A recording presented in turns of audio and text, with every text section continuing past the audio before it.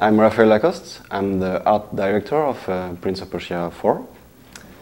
And I work on this project since April 2002. And we did a lot of work in a very short time to define all the pre-production, graphics. I worked with a very talented location designer, Kai Nguyen, and other artists, very talented artists. We tried to get rid of the cliché of Arabian art, Arabian nights we see in a lot of games, video games. We tried to be more subtle, to go in more monochromatic vision of Arabian art and architecture also. So instead of using the cliché of the gold peanut domes and very complex mosaic, very complex tiles, we try to get more influence in the 19th century painters like Jean-Léon Gérôme or David Roberts, very, very talented artists, Orientalist painters, and also a lot of documentation on history books, history of art and architecture books. So we get a lot of realistic references, but we try to exaggerate the proportions of the architecture to be between reality and fancy. We didn't want to be too cartoony, but we also didn't want to be too realistic. So it's more a position in between, and I think that's the interest of the game because it's very detailed and between fancy and realism. So we have huge towers. For example, we have the Tower of Dawn is 500 meters high.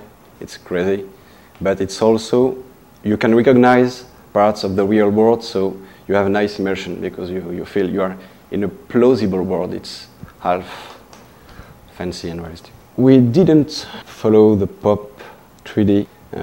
We preferred to stay more close to the number 2, pop 1.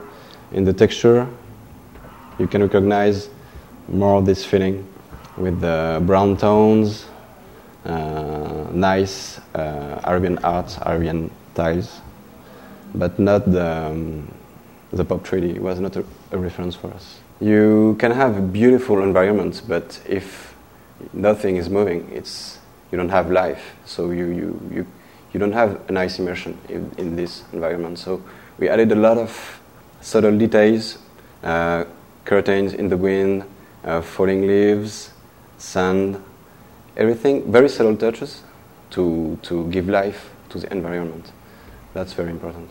For example, in the royal chambers, you go into a huge room, broken room, after the storm, sandstorm, and you have nice mist moving on the ground. You have the curtains moving in front of the windows. We also use the same glow as splinter cell, so it's a local glow, it's on the object, so we can have nice silhouette of the objects passing through the light. You have the burnt edges, for example. Everything adds life like that. For example, in the palace, we worked on the fabrics. We animated a lot of fabrics. When we are in the zoo area, it's more the trees, the leaves are moving, and the mist also is moving. For the underground part, it's more like the water drop, okay? Mist, moving mist, fog also, animated fog. When we start working on the graphics on a scene, we have a very rough 3D environment done by the level designers. So it's functional, but we have to justify everything. So you have, for example, a pole, and you have a column attached to the ceiling, then you have a beam. What you can do that. So imagine an actual that. We try to justify the pole, for example, with tags, columns attached to the ceiling were justified in a wood. For example, wall pillar with a structure of the ceiling, and after the beam could be top of an arch, for example, and everything like that. It was a very, very, very good change, and the graphic team did a great job, particularly the singers like Michaela, Céline Tellier, Sébastien Primo, Patrick Lim, a lot of guys, very good, very good. We try to keep the proportions in the backgrounds as pictures.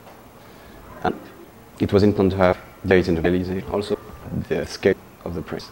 So we tried to, we had a lot of polygons. We had about 44,000 polygons in the scene. And it works. So, yes, the programmers did a great job. The engines, we can do amazing stuff with engine now. We tried to have contrast. It was contrast in the lighting, in the pictures, also the proportions. So you can suffocate in a small corridor after field value because you're on the top of a wall and you have a huge environment in front of you. You can have the view of the deserts in front of the Palace Azad, for example. You have view on the top of the cage. You have small corridors in the underground, huge guest rooms in royal chambers. It's a lot of contrast in the proportions, in the lighting also, to feel different moods. Also we use fog. It's not only a depth feeling, it's give a paint-like touch to the really. It's a kind of desaturation of the picture, but in a color. So we have 3 colors for background, 3 colors, and the mist take the color of the main lighting of the place. So it's like diffusion light in the mist. Everything works there. We don't overlap in the background, under the background, with the right place of the characters. We can grab the attention on characters. We have nice mood. We tried to be subtle, to keep low saturated colors, to keep attention, the action, and what you are doing, and have a nice immersion also.